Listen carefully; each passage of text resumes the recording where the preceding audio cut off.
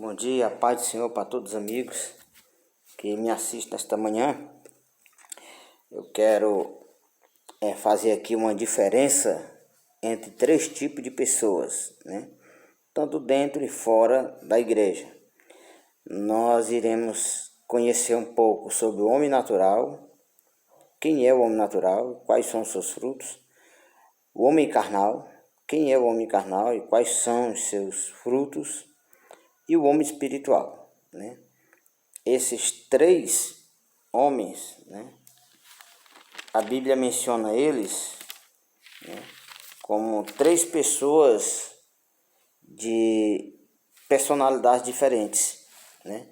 O homem natural, por exemplo, é aquele homem que não tem o Espírito de Deus. É aquele homem, como diz a Bíblia aqui no capítulo 2 de Coríntios, né, no capítulo 2 de Coríntios, no verso número 14, diz que o homem natural ele não compreende as coisas do Espírito de Deus, né? Por quê? Porque ele não tem o Espírito de Deus. Então ele é um homem natural, ele nasceu, né?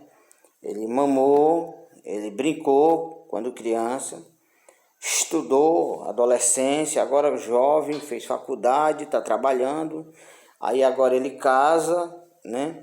Ele casa, ele tem filhos juntamente com sua esposa, ele constrói uma família, ele trabalha, ele conquista o seu espaço, porém ele é o homem natural conhecido na palavra, porque ele não tem o Espírito de Deus dentro dele, ele não recebeu a Jesus Cristo como Salvador de sua vida, né?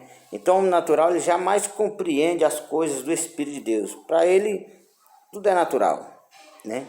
Ele não consegue entendê-las, porque as coisas do Espírito ela discerne espiritualmente, né? Ela não discerne assim acerca de leituras, de livros, não.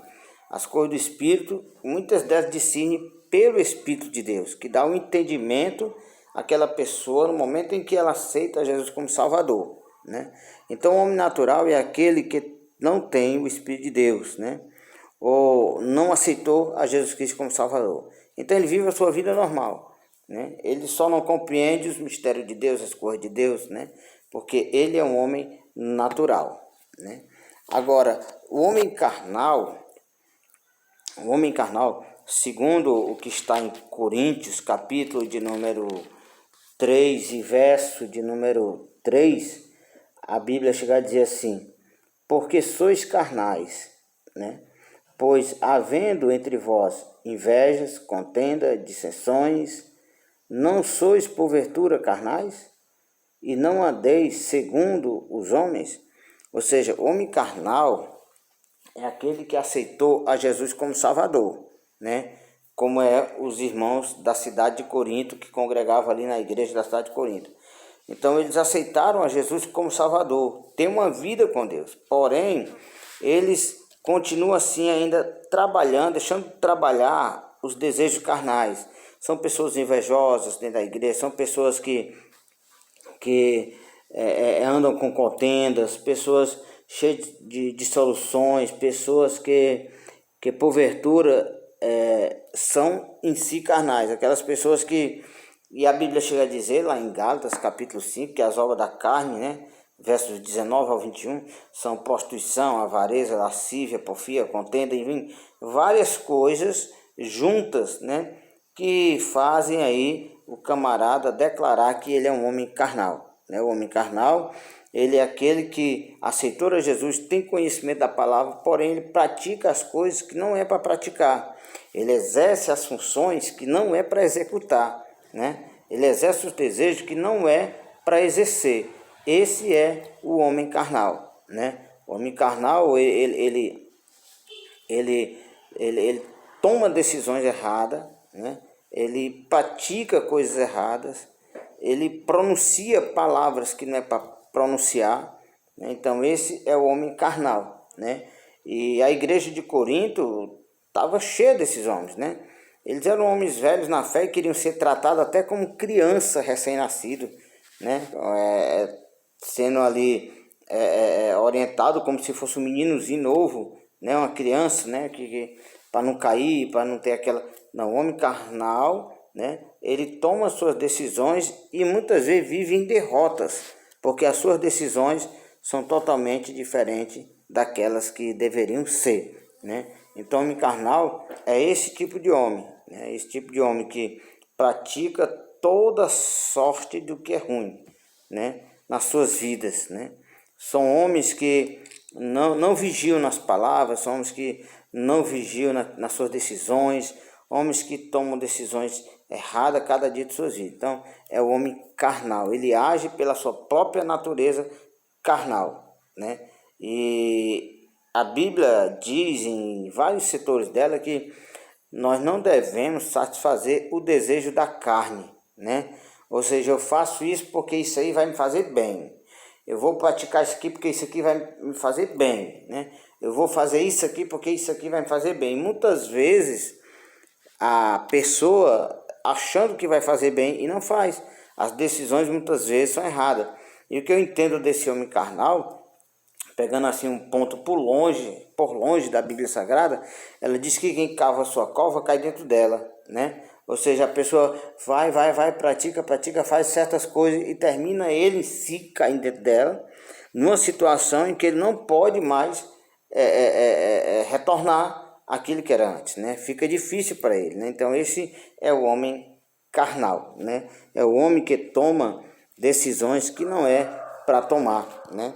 Eu quero só mostrar para vocês aqui um pouco, né, acerca desse homem carnal, para vocês entenderem, né, como realmente é a ação desse homem carnal, né, as atitudes desse homem carnal. Olha, Gálatas capítulo 5, verso 19 diz assim: porque as obras da carne são manifestas, as quais são, primeiro, prostituição, segundo, impureza, terceiro, lascívia, idolatria, feitiçaria, inimizade, porfia, anulações, ira, pelejas, dissensões e heresias, invejas, homicídio, bebedices, glutonárias e, né, aí a Bíblia continua, coisas semelhantes a esta, acerca das quais vos declaro, como já antes vos disse, que os que cometem tais coisas não herdarão o reino dos céus, né? O camarada está na igreja, o camarada está servindo o Senhor, mas ele pratica todas essas coisas, um pouquinho de cada um, ou se infiltra só num, se destruindo, então ele acaba aí deixando a promessa de um dia morar na pátria celestiais, né? Do grande reino de Deus que o Senhor tem preparado para ele, né? Então esse aí é o homem carnal, né? E a Bíblia está cheia deles, né? Só aqui nessa igreja da cidade de Corinto, Paulo menciona aí que eram homens de todo tipo, praticava tanta coisa ruim, né? Não queriam saber a quem ia ferir, queriam era que acontecesse porque era bom para eles, né? Então essa classe de homem nós temos visto continuamente. Também, agora nós iremos ver o homem espiritual, né? Que tipo de homem é esse? Ele também está dentro da casa do Senhor, também anda fora da casa do Senhor, né? Porque, e ele ser espiritual, ele não vai ser espiritual somente na igreja, não. Dentro do meio da família, no meio do trabalho dele, aonde ele estiver, ele vai representar esse homem espiritual. E o homem espiritual é aquele que recebeu a Cristo, é aquele homem que aceitou a Jesus como Salvador. E quando ele aceitou ao Senhor Jesus como Salvador, a vida dele passou a mudar diante de Deus. Ele começou a tomar decisões diferentes. Ele começou a querer andar em caminhos diferentes. Ele começou a viver uma vida piedosa perante Deus. Então o homem espiritual, ele discerne bem as coisas espirituais, né? É o que diz aqui o verso 15 do capítulo 12 aqui do livro de Corinto, né? Quando Paulo diz assim: mas o que é espiritual, discerne bem, e ele de ninguém é discernido, porque quem conhece a mente do Senhor, para que possa instruí-lo, mas nós temos a mente de Cristo. Paulo está dizendo assim, que o espiritual, a mente dele é a mente de Cristo, ele pensa nas coisas do céu. É aquilo que está em Colossenses, capítulo de número 3, quando Paulo diz assim: se já ressuscitaste com Cristo, buscar as coisas que são de cima, onde Cristo está assentado à destra de Deus.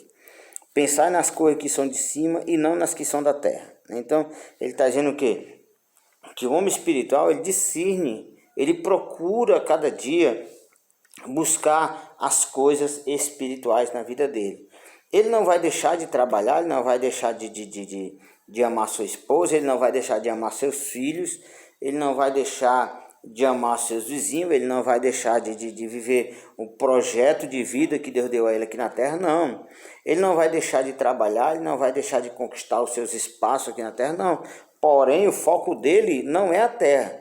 Se Deus quer, por sua beleza, sua misericórdia, dar a ele em abundância, amém. Ele recebe, porém ele tem como centro Deus, ele tem como centro as coisas espirituais. A busca pelo conhecimento de Deus, pelas coisas de Deus, é prioridade na vida dele, né? Uma das coisas que o homem espiritual, me veio agora na mente agora aqui, pelo Espírito de Deus, um contexto que está lá em Timóteo, quando Paulo diz assim: o amor ao dinheiro é a raiz de todo mal, né? Ou seja, Paulo não está dizendo ali que o dinheiro é maldição. Não, ele jamais disse isso, né? Porque na sua geração, seu pai do apóstolo Paulo era engenheiro, fabricava tendas para os exércitos romanos, né? E ganhava muito dinheiro. E Paulo tinha duas cidadanias, tinha uma cidadania romana comprada pelo pai e por natural, por nascimento, ele era judeu, né? Então, Paulo, quando ele tratou desse assunto aqui, né? Ele tratou desse assunto aqui mostrando que o homem espiritual, ele discerne bem as coisas de Deus. Ele está ali voltado para os projetos de Deus na vida dele. Porém, ele tem uma vida aqui terrena. Essa vida que Deus deu a ele para ele administrar o tempo da vida dele, para administrar as coisas que Deus deu a ele. Deus nunca desprezou o rico na palavra dele, não. Quando Jesus disse qual mais fácil, quão difícil é um rico entrar no reino de Deus, ele não está desprezando o rico, ele está dizendo ali que a pessoa que tem posse muitas vezes não quer aceitar a Cristo como Salvador, porque acha que já tem tudo. Porque acha que o seu dinheiro comprou tudo, comprou até a sua salvação. E não é assim, né? Porém, Deus também nunca amaldiçoou quem é rico. Não, Abraão era um homem próspero, né? Jacó foi um homem próspero. Na Bíblia mostra que muitos homens e mulheres foram prósperos, né? Homens de bonança, como Jó, homens que tinham tudo, né? Como o próprio profeta Isaías, homem que nasceu de uma família real, né? Homens poderosos que Deus levantou, tinham muito dinheiro também, né? Tinham muito dinheiro, outros não tinham, mas também não deixavam de ser servo de Deus, né?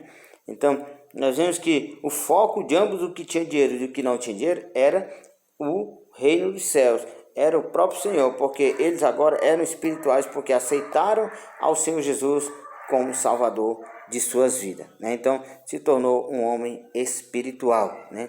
Um homem que agora pensa nas coisas celestiais, né? Por isso que Paulo cita em Gálatas capítulo 5, verso 16, né? Digo, porém, andai no Espírito e jamais cumpra o desejo da carne, né? Porque o homem espiritual, ele tem essa visão de andar conforme a vontade de Deus, de pensar conforme a vontade de Deus, né? De criar os seus projetos dentro do projeto de Deus, dentro do plano de Deus, para que o nome do Senhor venha a ser glorificado. Amém? Que Deus em Cristo abençoe, que possam a cada dia se fortalecer no Senhor. E até o próximo vídeo. Glória a Deus.